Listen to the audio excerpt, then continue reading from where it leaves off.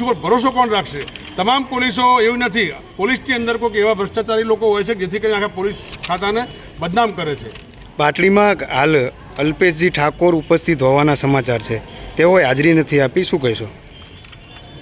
અલ્પેશ ઠાકોર હાજર હોય કે ના હોય એથી મારે કોઈ મતલબ નથી.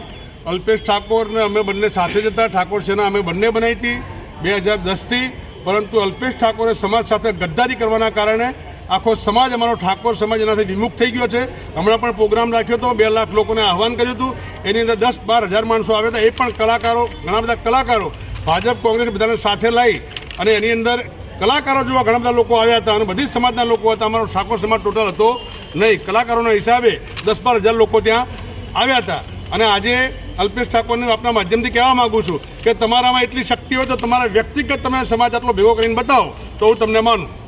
રાજકારણના કારણે સમાજમાં ભાગલા પડી રહ્યા છે એવું લાગી રહ્યું છે. સમાજમાં ભાગલા નથી પડ્યા. રાજકારણી કોઈ પણ હોય, એક પણ રાજકારણી અમારા સમાજનું ભલું કર્યું નથી આજની તારીખ સુધીમાં.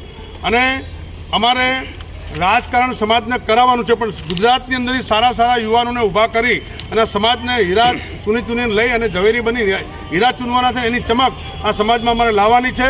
અને જૂના જે રાજકીય છે, અત્યાર સુધી સમાજનો ઉપયોગ કર્યો છે, આવા લોકોને અમે દૂર કરવાના છીએ આવનારા સમયમાં. આ મુદ્દે જો ન્યાય નહીં મળે તો હાઈકોર્ટમાં પણ જવાના છે. 100% જવાના છે. તેના માટે 5 લાખ સુધીનો ખર્ચ થાય તે પણ આપ કરવાના છો? તો એ કેવી રીતે ખર્ચો થાય તો કરવાના છે ન્યાય માટે. પણ અમે ઝઘડારું કોમ નથી. અમે શાંતિપ્રિય લોકો છીએ અને કાયદાકીય લડત આપવાવાળા અમે લોકો છીએ.